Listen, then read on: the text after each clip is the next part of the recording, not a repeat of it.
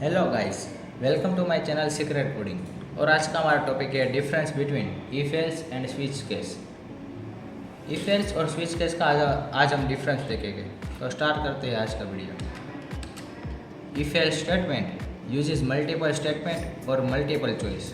If else statement का use हम multiple statement देने के लिए और मल्टीपल चॉइस सिलेक्ट करने के लिए यूज़ करते हैं, जबकि स्विच केस स्टेटमेंट के use single expression for multiple choice.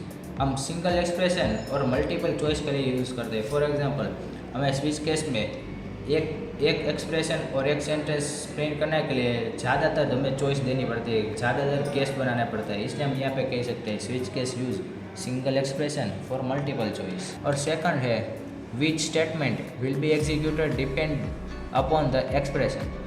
कौन सा स्टेटमेंट प्रिंट होने वाला है, कौन सा स्टेटमेंट एग्जीक्यूट होने वाला है, उसका आधार एक्सप्रेशन पर होता है। और स्विच केस में which statement will be executed depend upon the user will. Switch case में कौन सा स्टेटमेंट एग्जीक्यूट होने वाला है, कौन सा स्टेटमेंट प्रिंट होने वाला है, वो यूज़र की वैल्यू पर डिपेंड रखता है।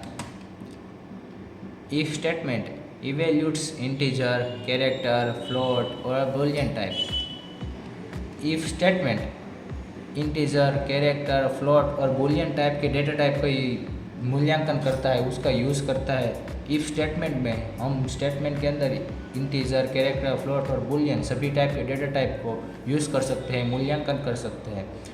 इंटीजर में सिंपल संख्या आती है, नॉर्मल जो संख्या आती है वही आती है। और कैरेक्टर में हम कैरेक्टर लेते हैं, फ्लोट में पॉइंट वाली संख्या आती है। और बुलियन का मतलब ट्रू और फॉल्स, ये दो कंडीशन यूज़ करने के लिए हम बुलियन डेटा टाइप को यूज़ करते हैं। जबकि स्विच केस में विच स्टेटमेंट इवेल्यूट्स ओनली कैरेक्टर और इंटीजर वैल्यू।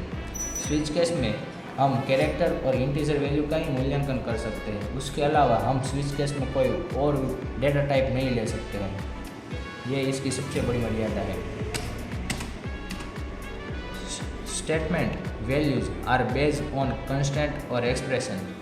स्टेटमेंट की वैल्यू उसके कंस्टेंट और एक्सप्रेशन पर बेस होती है, उसके कंस्टेंट और एक्सप्रेशन पर आधार रखती है।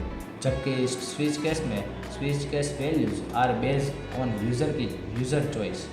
स्विच केस की वैल्यू उसके यूज़र की चॉइस पर आधार रखता है कि यूज़र कौन सी वैल्यू को प्रिंट करना चाहते हैं, कौन सी वैल्यू को डालना चाहते हैं और कौन सा आउटपुट चाहता है, उस पर आधार रखता है।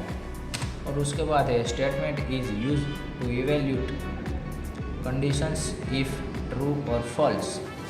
स्टेटमेंट ओनली दो कंडीशन में यूज़ कर सकते हैं, ट्रू और फॉल्स की कंडीशन में यूज़ कर सकते हैं। फॉर एग्जांपल, अगर हमारी कंडीशन ट्रू होगी तो पहले इफ़ में एंटर होगा और इफ़ का स्टेटमेंट प्रिंट हो जाना चाहिए।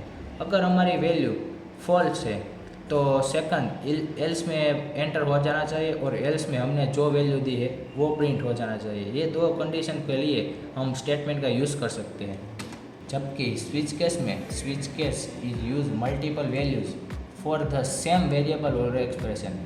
हम सेम वेरिएबल और एक्सप्रेशन को प्रिंट करने के लिए मल्टीपल वैल्यूज़ देते हैं, मल्टीपल केस का यूज़ करते हैं। उसके बाद लास्ट टॉपिक है स्टेटमेंट का। To write statement do not need any keyword. हमें स्टेटमेंट प्रिंट करने के लिए, स्टेटमेंट लिखने के लिए किसी दूसरे कीवर्ड का यूज़ करने की ज़रूरत नहीं है, इसमें कोई भी कीवर्ड का यूज़ नहीं होता है। और to write switch case need to break and continue keyword. हमें स्विच केस लिखने के लिए ब्रेक और कंटिन्यू कीवर्ड की नीड पड़ती है, उसकी ज़रूर पड़ती है। और स्विच केस में हम ब्रेक और कंटिन्यू कीवर्ड का यूज़ करते हैं। तो आज के लिए बस इतना ही। Thank you guys for watching this video. अगर आपको हमारा वीडियो अच्छा लगे तो वीडियो को लाइक कीजिए, कमेंट कीजिए, शेयर कीजिए और हमारे चैनल को सब्सक्राइब कीजिए। Thank you guys for watching this video.